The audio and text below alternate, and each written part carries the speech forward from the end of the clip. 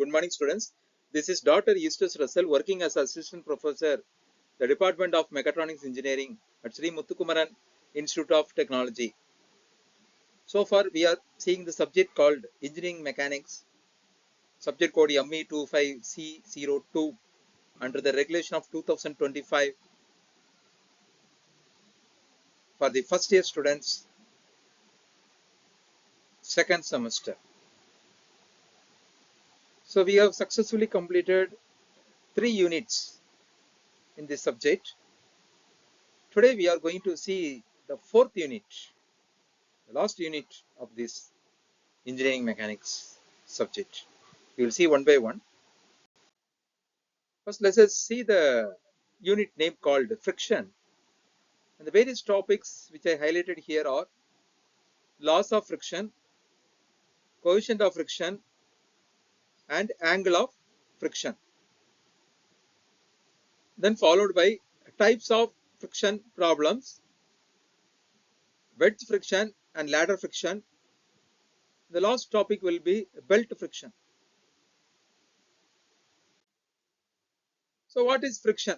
Friction is the retarding force that opposes motion. So we know the types. Friction types is nothing but static friction, kinetic friction, fluid friction. Sources of dry friction, that is apparatus between contacting surfaces, interactions at the atomic level. Then tribology studies sources of friction, lubrication, wear and tear. Here we can see a dry friction, otherwise it is mentioned as coulombic friction also. Here one block is fixed over there. Normal reaction, in the previous videos also we have seen what is normal reaction. Frictional force will be acting opposite to the direction of motion which is applied. One force, it is acting towards the left hand side, automatically the friction will be acting towards the right hand side. This figure represents the free body diagram of the various forces. It is mentioned in the block. Now the important topic is coefficient of friction. The friction, if you are dealing with the friction topics, the student must know that what is COF. Coefficient of friction is very, very important. So at impending motion, what you can define the friction will be mu n. Mu is nothing but coefficient of friction. L will n be the normal reaction. F is the frictional force. The maximum force for the given normal, that is the, in order to extend the force, that will be the normal, that is extend that weight that is acting over the body. So for impending relative motion, mu equal to mu s, that is static one. And for the actual relative motion, we will be taken into account the kinematic one, that is mu k. Then mu k is less than mu s, that is one term we are using, one relationship we are using over here. Then this graph we can see, static region, there will not be any changes. It is gradually increasing as a slope line. And kinetic region means it is gradually formed like a horizontal path that is traveling over there. That is kinetic region. We can see in the graphical representation. Now, based on the COF, that is coefficient of friction, loss of dry friction, we have the formula, that is maximum static frictional force is given by Fm equal to mu x n, kinetic frictional force Fk equal to mu k n, maximum static frictional force and kinetic frictional force are proportional to normal force, dependent on type and condition of contact surfaces, and independent of contact area. So various material having various COF. Have to understand that various material having various COF. For example, metal on metal, that will be having ranges 0.15 to 0.6. For example, stone 0.3 to 0.7. So students, you might have to understand that COF will vary for various materials. For wood 0.25 to 0.5, for leather 0.25 to 0.5. So these are the various rubber and concrete 0.6 to 0.9. So approximate values, it's having some ranges. In between that we have take any values. So these are the ranges for various materials which I mentioned over here. Kindly go through it. Now laws of dry friction. Four situations can occur when a rigid body is in contact with the horizontal surface. What are the four situations? Means first thing, there is no friction at all. So when there will be friction, so whenever the motion we are going to apply, whenever we are going to apply some force to move the block from one point to another point, automatically the friction that will be there because there will be contact surface that will be moving. While moving, only the friction will get occurs. The first case, there is no friction because there is no movement at all. Second thing we can see here, the force will be applied in the left hand side. We can see that the P, they applied in an inclined direction. Automatically some motion will be there. The friction will be acting in the opposite direction. Okay. The second thing also the same thing. We have the motion impending. That is, it starts to get move. It tends to get move from one point to another point. In that case, Px is equal to Fm. Then the next case is the motion will be attained. You are going to receive the motion. At the thing, Px is greater than Fm, limiting friction. So at the time the job is moved, the object is tends to get moved. The second drawing is it's not moving, but you are applying force, it is not moving. That the third drawing is go to motion is tends to get moved. That is impend. Start to it just started. That's all. The last drawing is the last sketch represent the full motion will be attained. Angle of friction. It is sometimes convenient to replace normal force N and frictional force F by the resultant R. Here we can see in the previous slide also we have seen the same thing. There is no friction because there is no movement.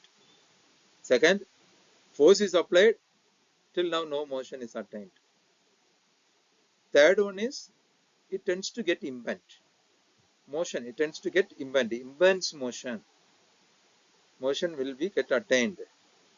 So that's why tan pi s is equal to Fm by n equal to mu x n by n.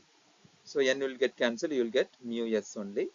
The last sketch gives the complete motion we will get because the job tends to move from one point to another point without any restrictions. Then we have the mu k, kinematic will be come into because the previous thing is a static one. Here we are going to study in a kinematic manner. That's why it is Fk by n. So what is Fk? Mu k n. N will get cancelled. Therefore the tan pi k equal to mu k. Then the same continuation of the angle of friction. In this some inclined slope along the plane, also the block is moving or it is in resting position. The first thing, consider the block of weight W resting on a board with a variable inclination angle theta. The first thing, there is no angle, it is in the horizontal plane, therefore theta will be 0. The second thing, second figure represents it is a slope, in that the block is kept, so automatically some inclination is there. So whenever the inclination is there, automatically the horizontal component, vertical component will come. Therefore the normal will be defined as n equal to w cos theta and f equal to w sin theta. In the top also we can see w sin theta, w cos theta also represents. Then the same sketch, here it is inclined, the motion is impend. Impend means, what is the meaning of the impend? It tends to move downwards. It tends to move downwards because of the slope. Here also the same thing, w cos theta, w sin theta, and the various representation is. Here one thing we have to know that theta equal to pi s because it tends to get impend. No?